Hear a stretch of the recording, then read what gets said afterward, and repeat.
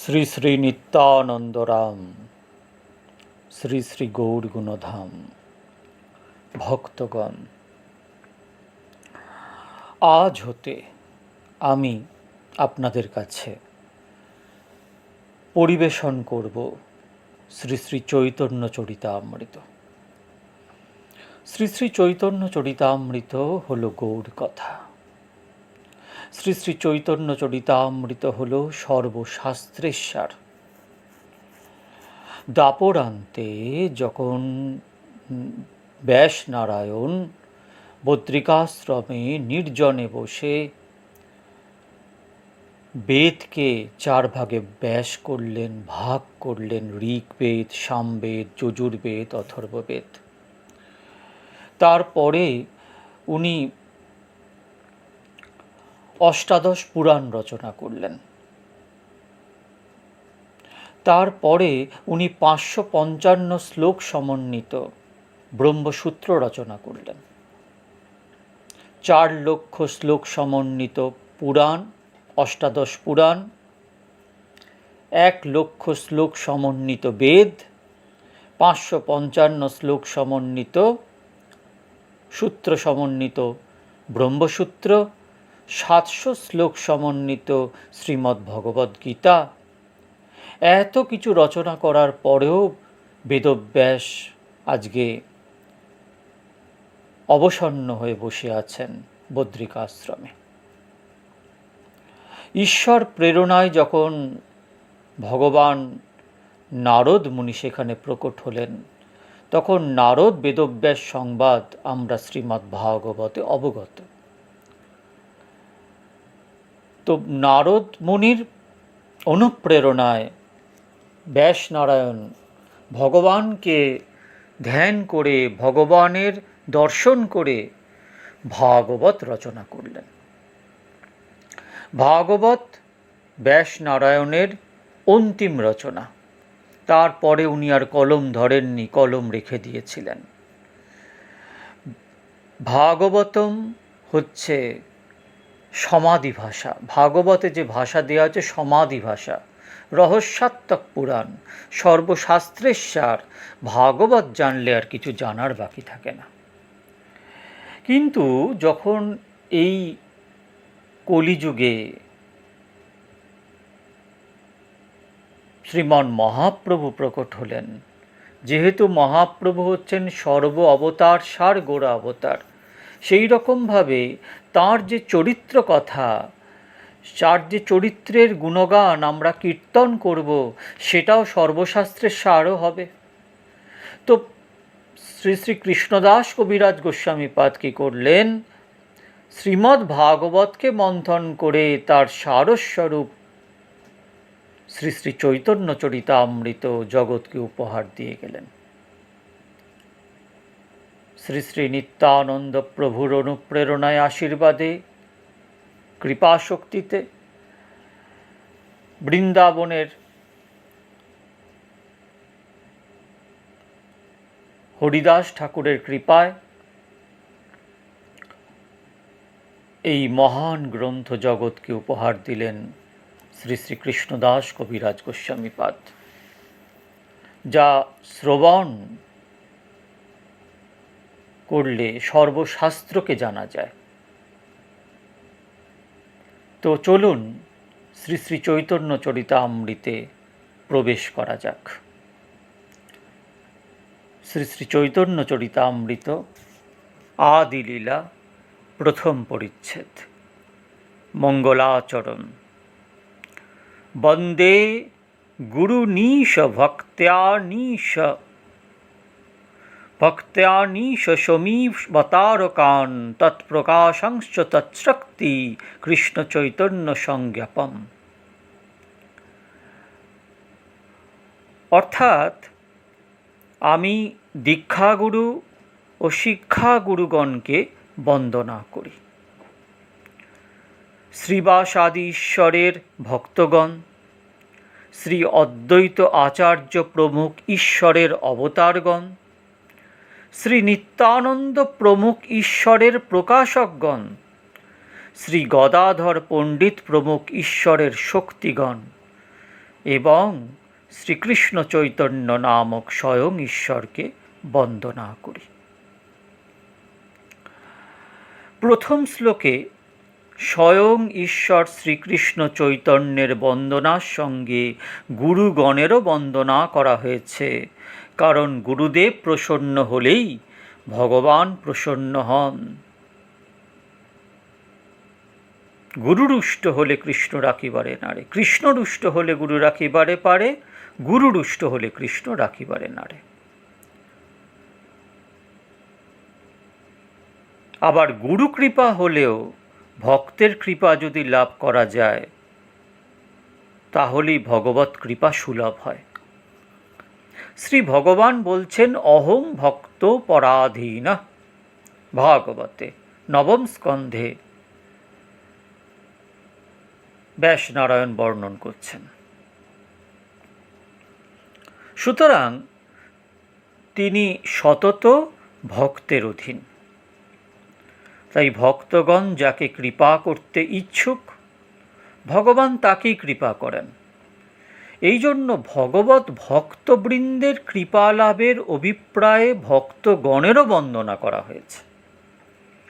শ্রীকৃষ্ণ চৈতন্য নিত্যানন্দ বন্দনা। বন্দে শ্রীকৃষ্ণ চৈতন্য নিত্যানন্দৌ সহোদিতৌ গৌরদয়ে পুষ্পবন্তৌ চিত্রৌ ছন্দৌ তমোনুদৌ।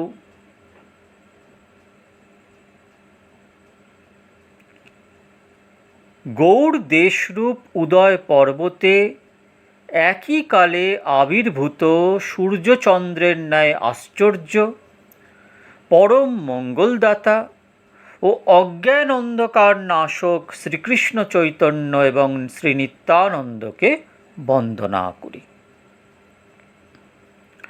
এই শ্লোকে শ্রীকৃষ্ণ চৈতন্যের সঙ্গে শ্রী নিত্যানন্দের বন্দনা করা হয়েছে। এই শ্লোকটিকে বিশেষ বন্দনাত্মক মঙ্গলাচরণ বলা হয়েছে, কারণ শ্রীকৃষ্ণ চৈতন্য ও শ্রী নিত্যানন্দের স্বরূপত কোনো ভেদ নেই।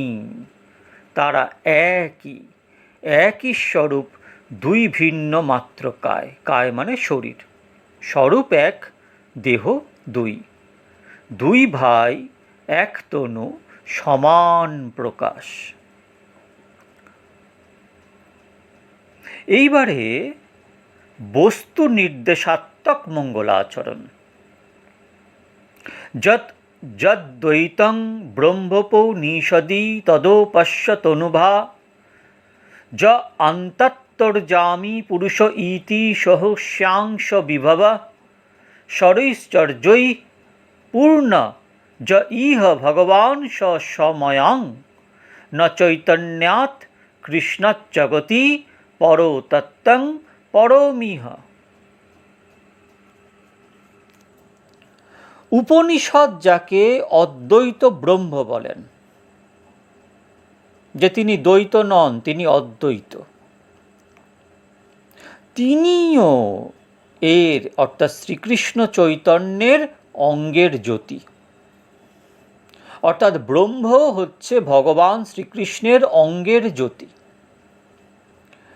যোগশাস্ত্রে যোগীগণ যে পুরুষকে অন্তর্যামী আত্মা পরমাত্মা বলেন, তিনিও এরই আংশিক বিভূতি।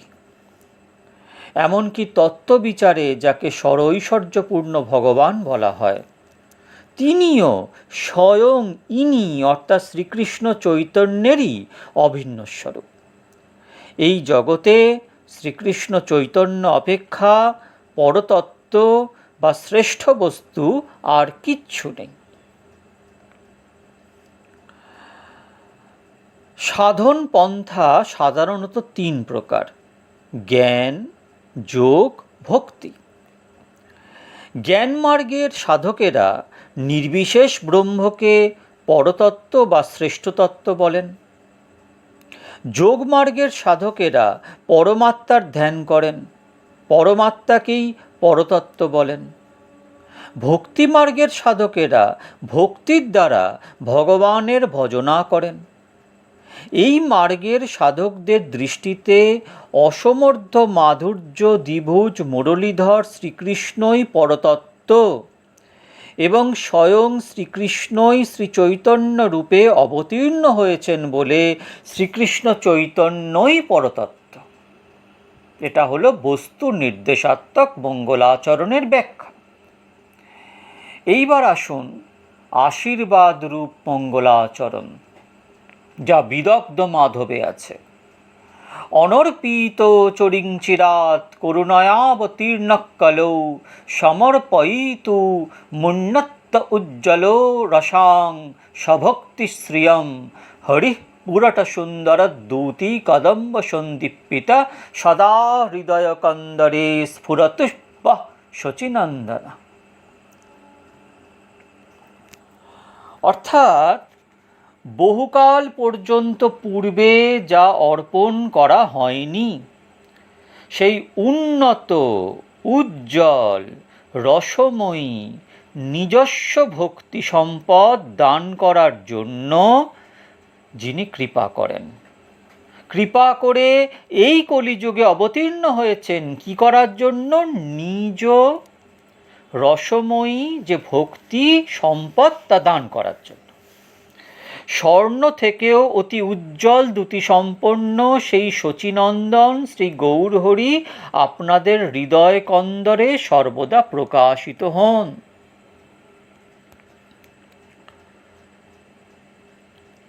সত্য ত্রেতা দাপরের ন্যায় বহুকাল পর্যন্ত ভগবান শ্রীকৃষ্ণ তার ভক্তি সম্পত্তি দান করেননি। স্বয়ং ভগবান শ্রীকৃষ্ণ এক কল্পে অর্থাৎ ব্রহ্মার একদিনে একবার জগতে অবতীর্ণ হন। যে দাপরে তিনি ব্রজে অবতীর্ণ হয়ে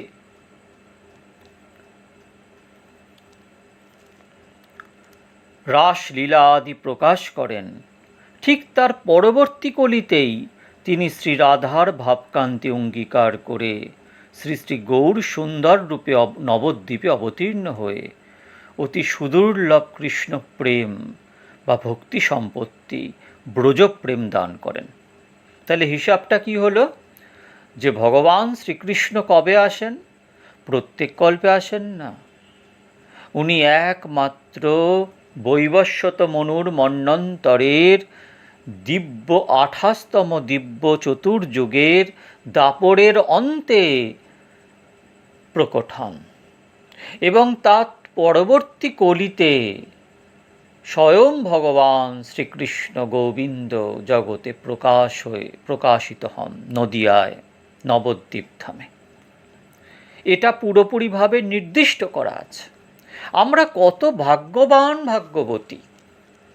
আমরা আমাদের ভাগ্যের সীমা নেই। বিশেষ করে যারা গৌরবঙ্গে বাস করছেন তাদের তো ভাগ্যের সীমা নেই, কিন্তু সেই ভাগ্যকে আমরা কতজন বুঝতে পারি? এটাই আমাদের দুর্ভাগ্য। কিন্তু তার পরে এবং বর্তমান কলির পূর্বে এই সুদীর্ঘকাল সেরূপ প্রেম ভক্তি আর দান করেননি।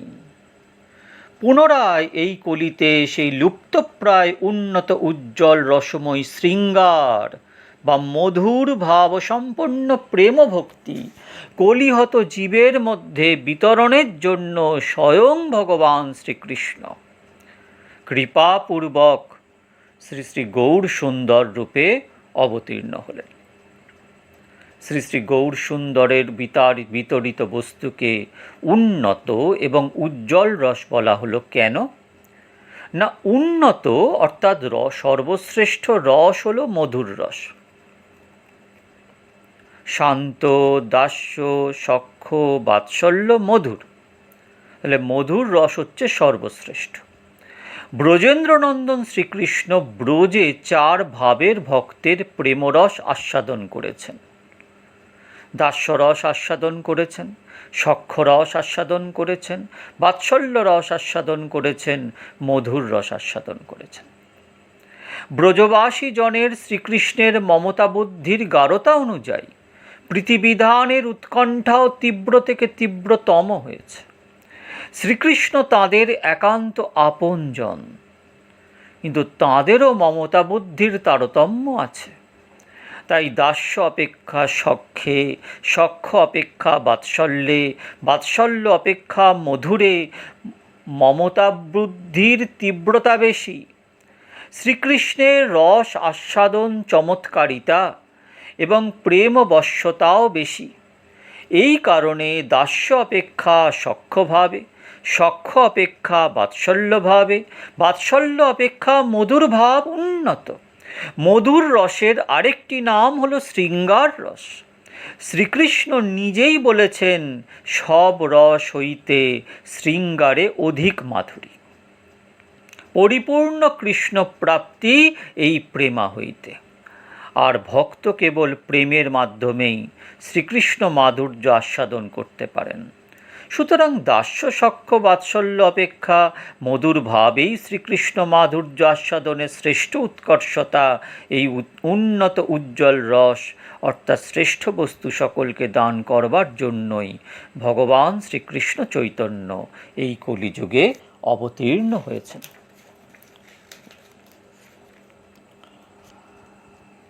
ভক্তগণ, শ্রী শ্রী চৈতন্য চরিতামৃত বৌদ্ধিক শাস্ত্র, অর্থাৎ বুদ্ধি দ্বারা বিষয়বস্তুকে জানতে হয়, বুঝতে হয়, বিবেচনা করতে হয়।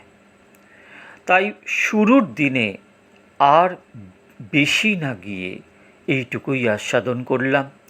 পরের দিন থেকে নিয়মিতভাবে শ্রী শ্রী চৈতন্য চরিতামৃত আস্বাদন করব। তার পাশাপাশি মাঝে মাঝে আমি অন্যান্য ভিডিও আনব। আপনারা এটা ভাববেন না যে আমি শ্রী শ্রী চৈতন্য চরিতামৃত বন্ধ করে দিলাম। হ্যাঁ, শ্রী শ্রী রামচরিত মানসকেও বিশদভাবে আপনাদের কাছে আনার খুব ইচ্ছা আমার আছে। কারণ শ্রী শ্রী রামচরিত মানসের প্রচার বঙ্গভূমিতে সে অর্থে নেই। আমি আপনাদের কাছে বিশদে শ্রী শ্রী রামচরিত মানসও আনব। রামচরিত মানস এবং শ্রী শ্রী চৈতন্য চরিতামৃতকে আপনাদের কাছে বিশদে ব্যাখ্যা করব। আপনারা ভালো থাকবেন। শ্রী শ্রী নিত্যানন্দ রাম, শ্রী শ্রী গৌর গুণধাম।